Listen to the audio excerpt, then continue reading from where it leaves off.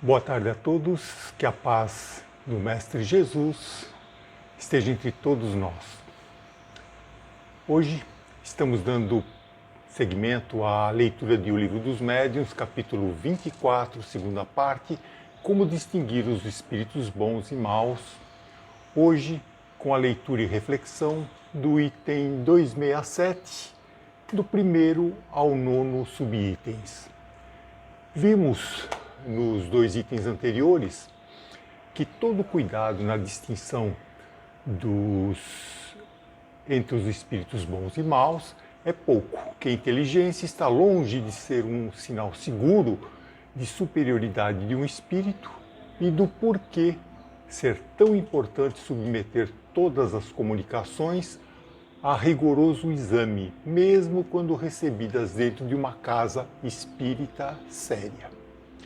Então Kardec inicia hoje o item 267 dizendo: podemos resumir os meios de reconhecer a qualidade dos espíritos nos seguintes princípios. Primeiro subitem: não há outro critério para se discernir o valor dos espíritos senão o bom senso. Qualquer fórmula dada pelos próprios espíritos com esse fim é absurda e não pode provir de espíritos superiores. As qualidades de um espírito, assim como de qualquer pessoa, são as suas características boas, são as suas virtudes, como a generosidade, o respeito, a humildade, a integridade, a sensatez. Só que o conceito de qualidade é algo subjetivo. Ou seja, está relacionado com os critérios de percepção de cada indivíduo.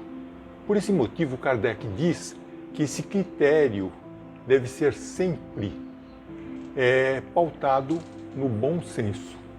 Dessa forma, nos itens que se seguem, o codificador elenca os valores morais e éticos sempre baseados no bom senso, para determinarmos se um espírito é bom, mau, elevado, superior.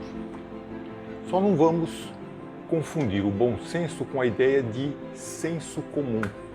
O bom senso está ligado à ideia de prudência, ponderação, sensatez. Ao passo que o senso comum costuma refletir apenas o consenso, a concordância de opiniões, de pensamentos, sentimentos, crenças, da maioria ou da totalidade dos membros de uma coletividade. E muitas vezes o senso comum não está nem um pouco, não é nem um pouco norteado pelo bom senso. Então, vamos ver em seguida quais são os meios de se reconhecer a qualidade dos espíritos através daquele que o astrônomo Camille Flammarion definiu como o bom senso encarnado. Então diz Kardec, no segundo subitem: julgamos os espíritos pela sua linguagem e pelas suas ações. As ações dos espíritos são os sentimentos que eles inspiram e os conselhos que dão. Então, não é só a linguagem usada que demonstra a qualidade de um espírito. Há coisas mais sutis, como os sentimentos. A proximidade de um bom espírito, assim como de um grande amigo, nos inspira sentimentos de paz, de amor, de caridade. Já a proximidade de um mau espírito nos inspira o quê? Sentimentos opostos, não é mesmo? Terceiro subitem: admitindo que os espíritos bons só podem dizer e fazer o bem, tudo o que é mal não pode provir de um espírito bom. Então, pensamentos negativos ou mesmo sentimentos de inveja, ciúmes, rancor, ressentimento, ou então aquele desânimo, a tristeza, o desconsolo, a angústia, a aflição e até mesmo o ódio, são sensações que a proximidade de maus espíritos nos estimula, nos sugere. e que são passíveis de contágio entre uma pessoa, a que recebe, e a coletividade toda a que ela pertença. Uma fruta estragada contagia toda a caixa. Mas atenção, só não podemos atribuir todos os nossos maus pensamentos e sentimentos negativos à conta da presença, da influência de um mau espírito perto de nós. Algumas pessoas têm o péssimo hábito de ficar ruminando acontecimentos negativos do passado ou antecipando acontecimentos negativos de um futuro que provavelmente nunca existirá. Esses pensamentos acabam sendo responsáveis pela sensação que às vezes temos de aflição, angústia e até mesmo de depressão. Mahatma Gandhi disse certa ocasião: mantenha seus pensamentos positivos porque seus pensamentos tornam-se suas palavras tornam-se suas atitudes tornam-se seus hábitos tornam-se seus valores e seus valores tornam-se seu destino. Quarto subitem. A linguagem dos espíritos superiores é sempre digna, elevada, nobre, sem qualquer mistura de trivialidade. Eles dizem tudo com simplicidade e modéstia, nunca se vangloriam, não fazem jamais exibição do seu saber, nem de sua posição entre os demais. A linguagem dos espíritos inferiores ou vulgares é sempre algum reflexo das paixões humanas. Toda expressão que revele baixeza, autossuficiência, arrogância, fanfarronice, mordacidade, é sinal característico de inferioridade e de mistificação, se o espírito se apresenta com um nome respeitável e venerado. Então, através da linguagem, processos discursivos adequados, um espírito procura passar e procura acessar o campo emocional daquele a quem se dirige. Os bons espíritos usam palavras nobres, pensamentos elevados para semear o amor e conduzir os homens à sabedoria, à felicidade. Já os maus espíritos usam as palavras para disseminar a maledicência, a calúnia, a mentira, levando as pessoas a ver as coisas negativamente. Se diz que Aristóteles teria dito: para as pessoas que amam, as coisas não parecem ser as mesmas que para aquelas que odeiam. Nem para os dominados pela cólera, as mesmas que para os tranquilos.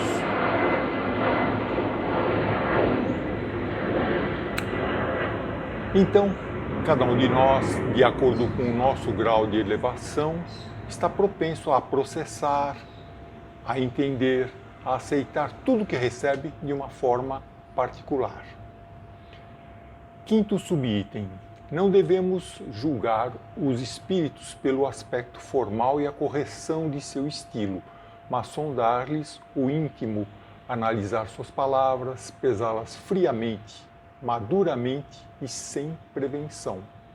Toda falta de lógica, de razão e de prudência não pode deixar dúvida quanto à sua origem, qualquer que seja o nome que o espírito se enfeite.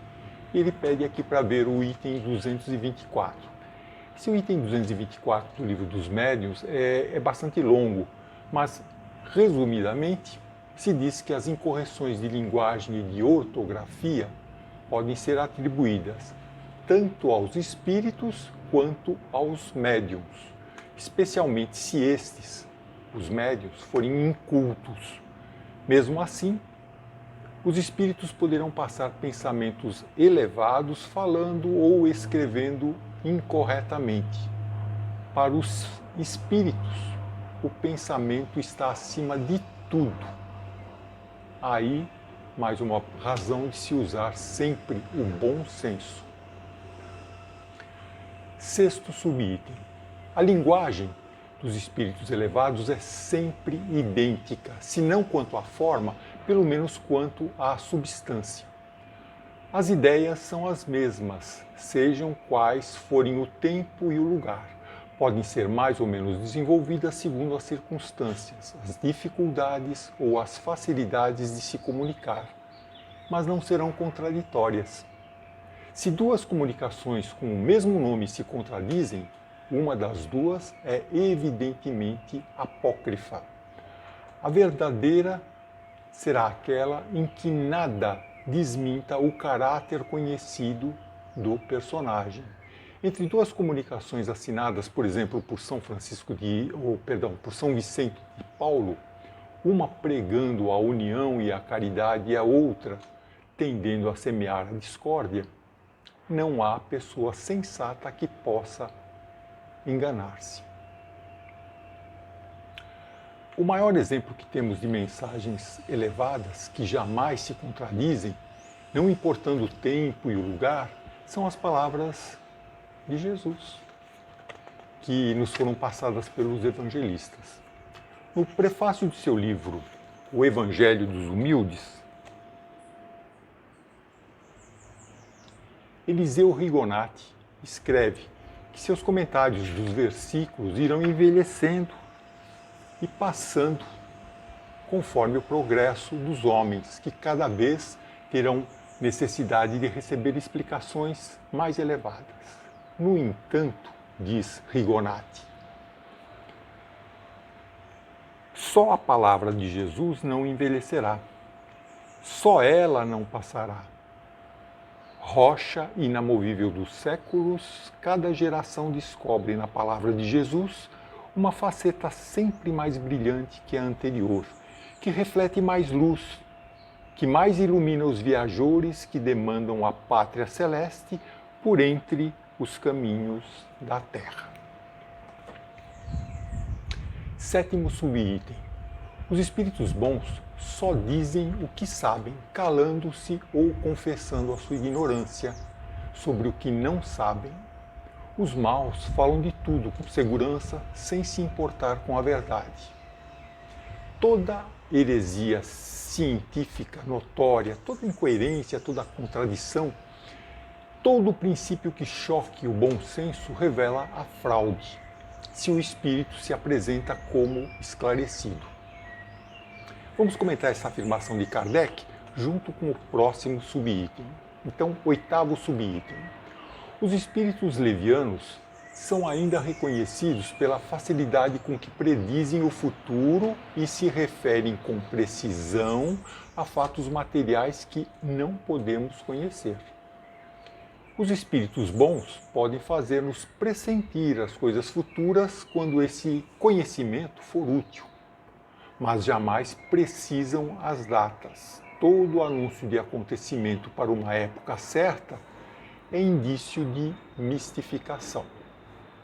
Então aqui Kardec fala de duas classes de espíritos, os que se encontram na terceira ordem dos espíritos imperfeitos, na nona classe, os levianos, os insensatos, que são contraditórios e, dentre outras coisas, às vezes dão previsão de fatos futuros, sem julgar sua utilidade, nem pesar as consequências de suas previsões, que são divulgadas inclusive com data certa.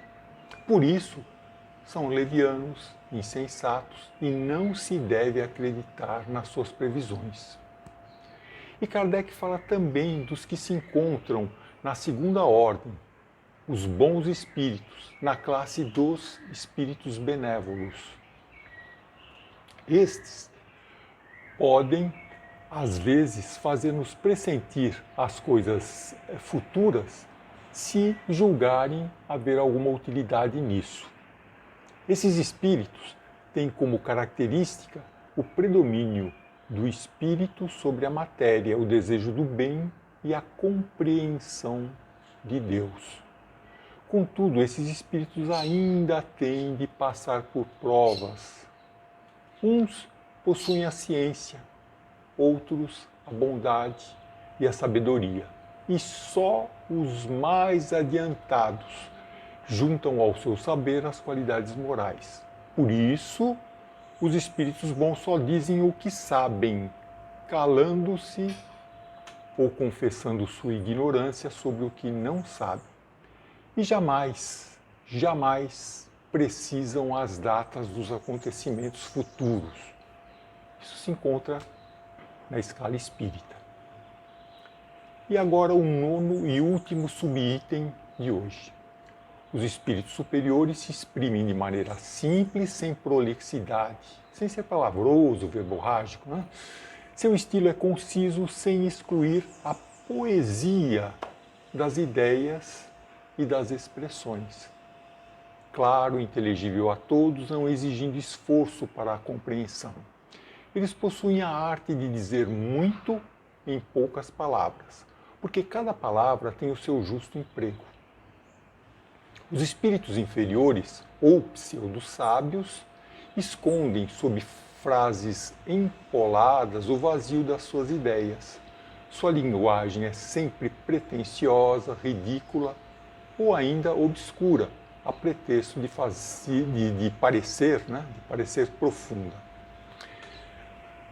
Para melhor entender o porquê dos espíritos superiores se exprimirem não só pela ciência, como também através da poesia, e quais são os inúmeros benefícios que a poesia traz ao nosso cérebro e ao nosso espírito, vou deixar abaixo, na descrição deste vídeo, um link da palestra de Anete Guimarães, cujo título é A Influência da Poesia nas Redes Neurais e na Saúde. Bom, aí terminamos a leitura dos itens, ou melhor, do item 267, subitens 1º ao 9º. Na próxima semana, se Deus permitir, será feita a leitura do 10º até o 16º subitens. Que a paz do Mestre Jesus continue com todos nós, agora e sempre.